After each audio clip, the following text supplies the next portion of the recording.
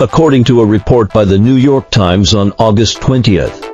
On Monday night local time, when Ukrainian President Zelensky was addressing Ukrainian ambassadors in multiple countries, he firmly demanded that they continue to spare no effort to persuade Western allies to definitely lift all restrictions on the use of Western long-range weapons on Russian territory, so as to be able to fully support Ukraine and ensure that Western allies are highly consistent with Ukraine in terms of determination.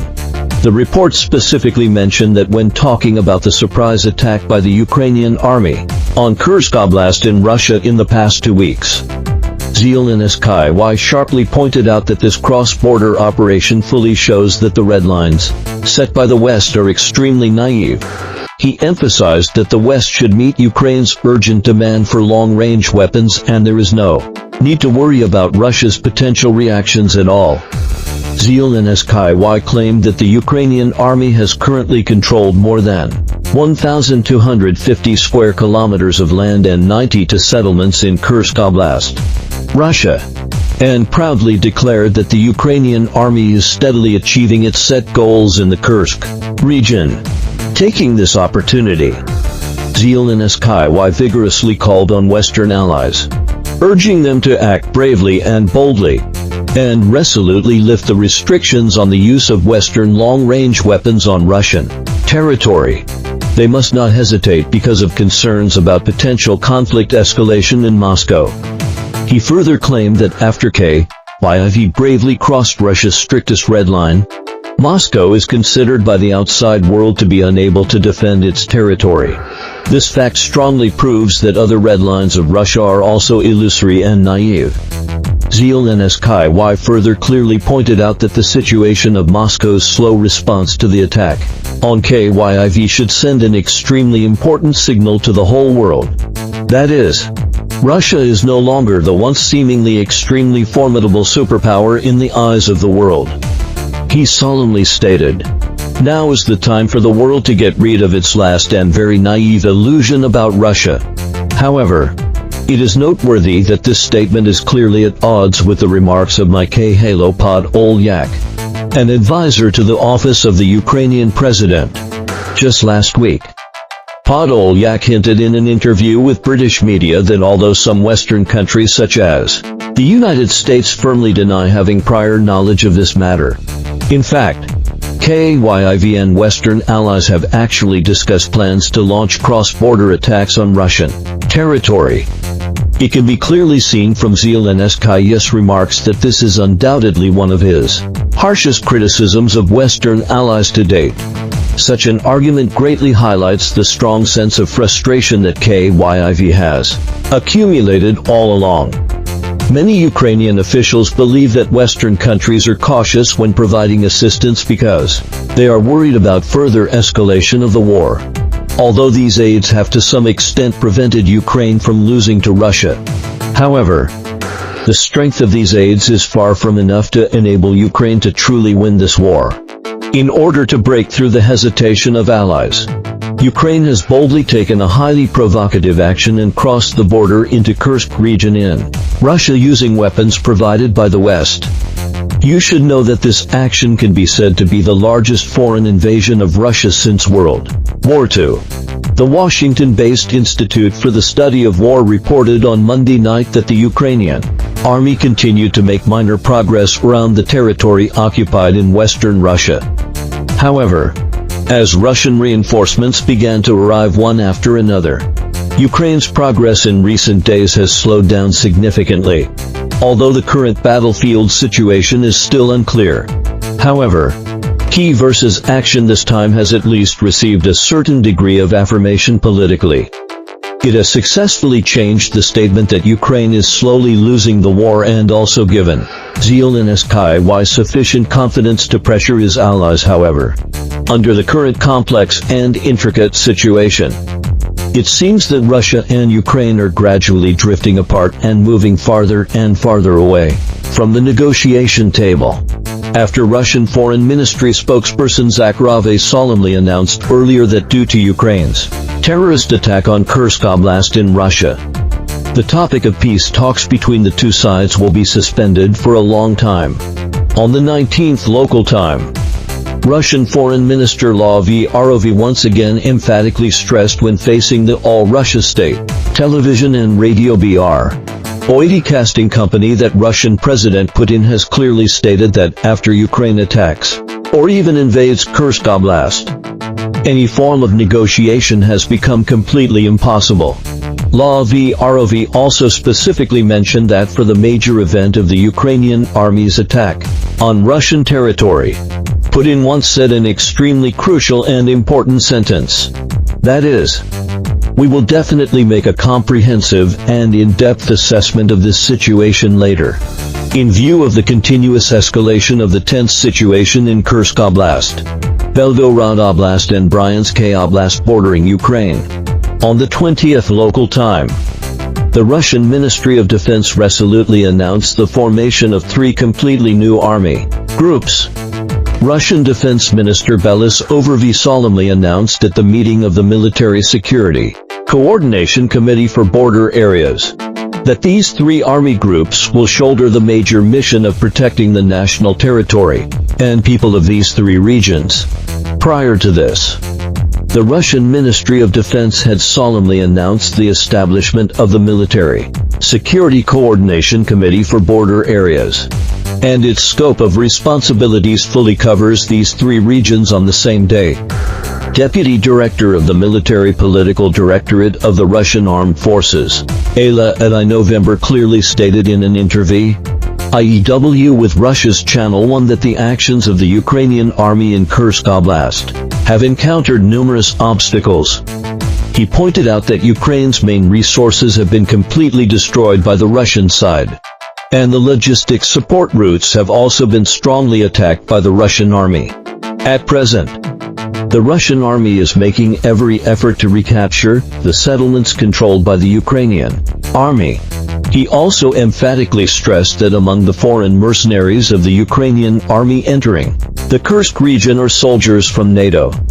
This situation further exacerbates the complexity and tension of the regional situation.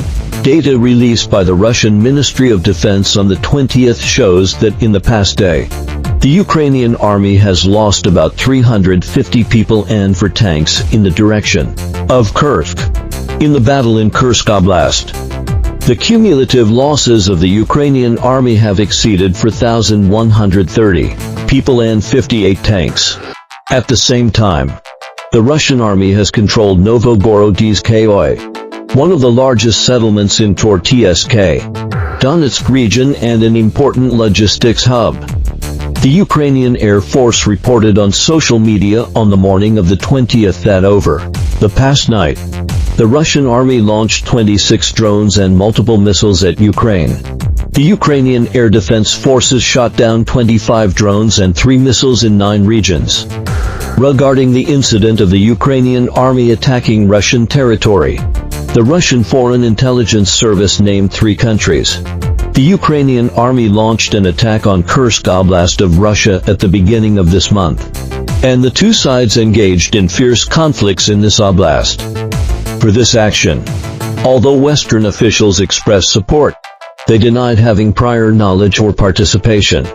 According to a report by Russia's Izvestia on the 21st, the press office of the Russian Foreign Intelligence Service claimed that Russia has mastered reliable intelligence on NATO countries assisting Ukraine in planning and implementing operations in Kursk Oblast. The Russian Foreign Intelligence Service pointed out that according to available intelligence, the actions of the Ukrainian army in Kursk Oblast have encountered numerous obstacles. He pointed out that Ukraine's main resources have been completely destroyed by the Russian side, and the logistics support routes have also been strongly attacked by the Russian army. At present, the Russian army is making every effort to recapture the settlements controlled by the Ukrainian army. He also emphatically stressed that among the foreign mercenaries of the Ukrainian army entering the Kursk region are soldiers from NATO. This situation further exacerbates the complexity and tension of the regional situation.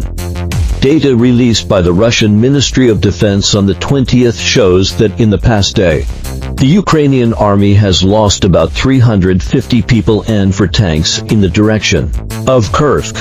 In the battle in Kursk Oblast, the cumulative losses of the Ukrainian army have exceeded 4,130 people and 58 tanks. At the same time, the Russian army has controlled Novgorodsk, one of the largest settlements in Tortsk, Donetsk region and an important logistics hub. The Ukrainian Air Force reported on social media on the morning of the 20th that, over the past night, the Russian army launched 26 drones and multiple missiles at Ukraine.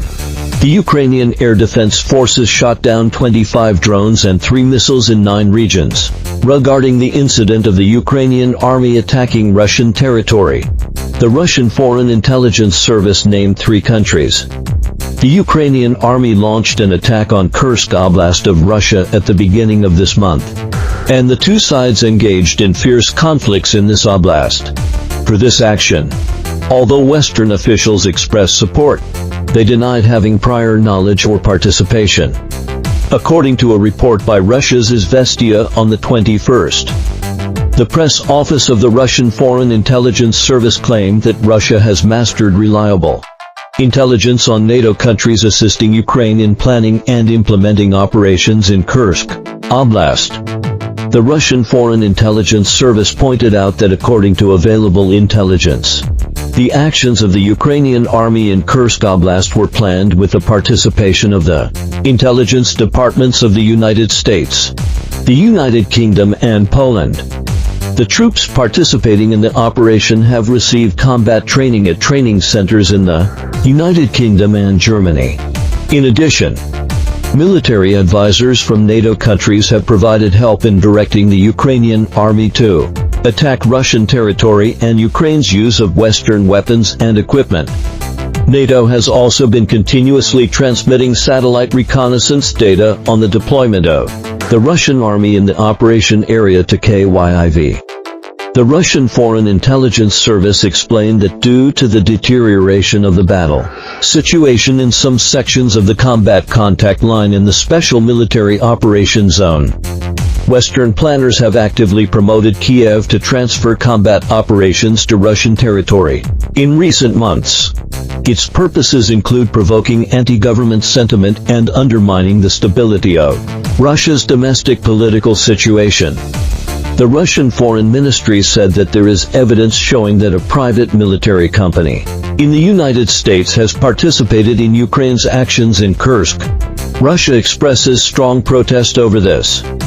The Russian Foreign Ministry specifically pointed out, such actions clearly indicate that the United States is participating as a direct participant in the conflict.